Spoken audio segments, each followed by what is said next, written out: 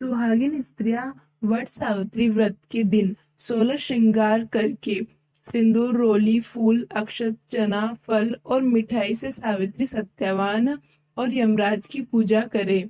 यह व्रत करने वाली स्त्रियों को चाहिए कि वह वट के समीप जाकर जल का आचमन लेकर कहे, ज्येष्ठ मात्र कृष्ण पक्ष त्रयोदशी अमुक वार में मेरे पुत्र और पति की आरोग्यता के लिए एवं जन्म जन्म में भी मैं विधवा न हूँ, इसलिए सावित्री का व्रत करती हूँ। वट के मूल में ब्रह्मा, मध्य में जनार्दन, अग्रभाग में शिव और समग्र में सावित्री है। हे वट, अमृत के समान जल से मैं तुमको सींचती हूँ। ऐसा कहकर भक्ति पूर्ण एक सूत के डोर से वट को बांधे और गंध, पुष्प तथा अक्षत से पूजन करके वट एवं सावित्री नमस्कार कर प्रदक्षिणा करे। वट सावित्री व्रत कथा।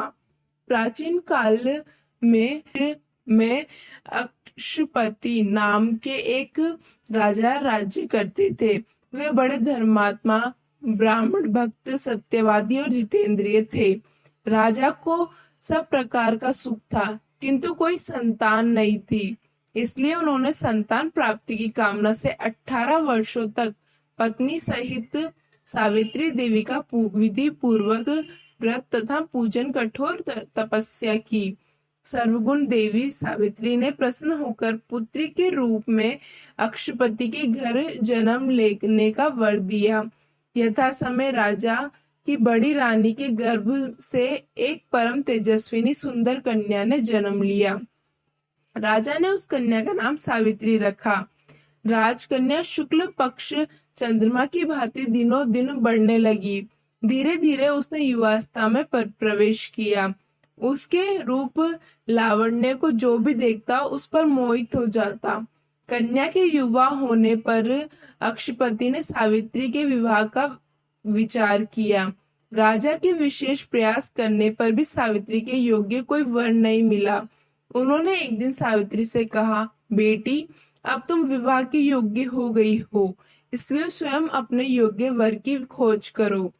पिता की आज्ञा स्वीकार कर सावित्री योग्य मंत्रियों के साथ स्वर्ण रथ पर बैठकर यात्रा के लिए निकली।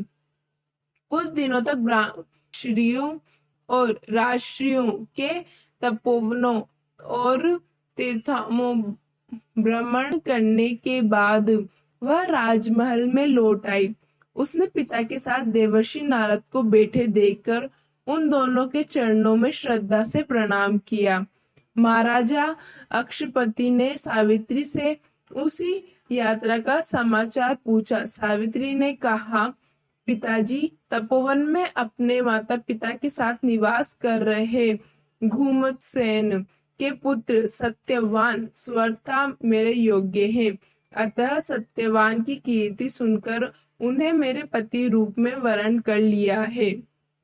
नारद जी सत्यवान तथा सावित्री के ग्रहों की गणना कर राजा अक्षपति से कहते से बोले, राजन, सावित्री ने बहुत बड़ी भूल कर दी है। सत्यवान के पिता शत्रुओं के द्वारा राज्य से वंचित कर दिए गए हैं।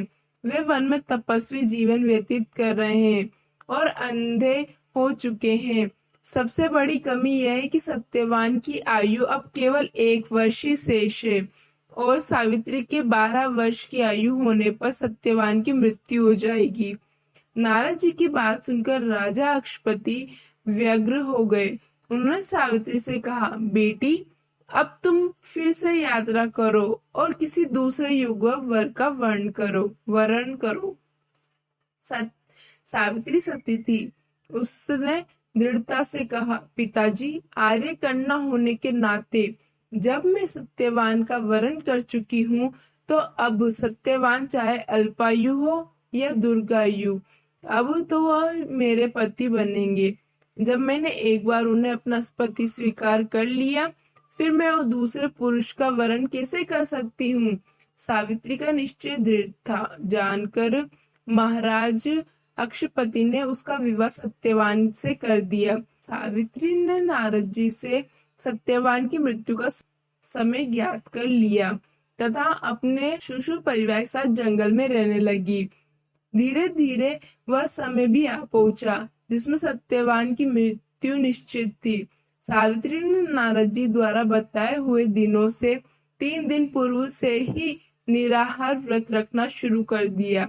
नारद द्वारा निश्चित तिथि को पति एवं सास ससुर की आज्ञा से सावित्री भी उस दिन पति के साथ जंगल में फल मूल और लकड़ी लेने के लिए गई। सत्यवान वन में पहुंचकर लकड़ी काटने के लिए बड़ के पेड़ पर चढ़ा। अचानक वृक्ष से लकड़ी काटते समय सत्यवान के सिर में भयंकर पीड़ा होने लगी और वह पेड़ से नीचे गिर गया। सावित्री ने उसे बड़ के पेड़ से नीचे लिटा कर उसका सिर अपनी गोद में रख लिया। कहीं कहीं ऐसा भी उल्लेख मिलता है कि वट वृक्ष के नीचे लेटे हुए सत्यवान को सर्प ने डस लिया था। उसी समय सावित्री को लाल वस्त्र पहनने भयंकर आकृति वाला एक पुरुष दिखाई पड़ा।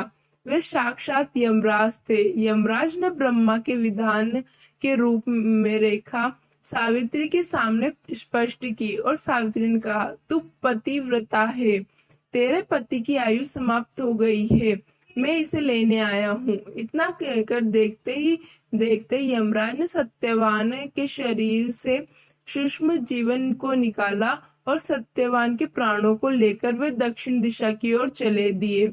सावित्री भी सत्यवान को वट वृक्ष के नीचे लेटाकर यमराज के पीछे पीछे चल दी।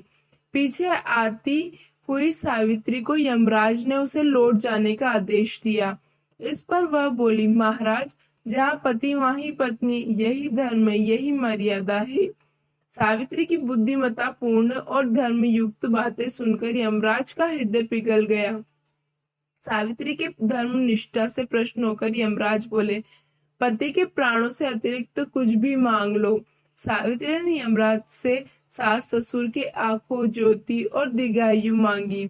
यमराज तथास्तु कहकर आगे बढ़ गए। सावित्री भी यमराज का पीछा करते हुए रही।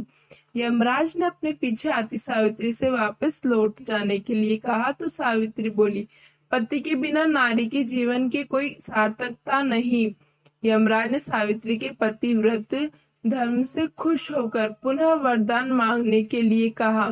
इस बार उसने अपने ससुर का राज्य वापस दिलाने की प्रार्थना की। तथास्तु कहकर यमराज आगे चल दिए। सावित्री अब भी यमराज के पीछे चलती रही। इस बार सावित्री ने 100 पुत्रों का वरदान दिया है, पर पति के बिना मैं माँ किस प्रकार बन सकती हूँ। अपना यह तीसरा वरदान पूरा कीजिए।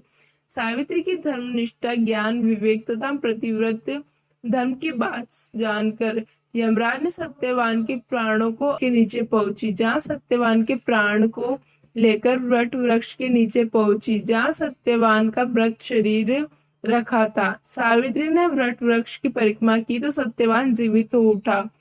प्रसन्नचित्त सावित्री अपने सास ससुर के पास पहुंची तो उन्हें नेत्र ज्योति प्राप्त हो गई। इसके बाद उनका खोया हुआ राज्य भी उन्हें मिल गया और आगे चलकर सावित्री 100 पुत्रों की माता बनी।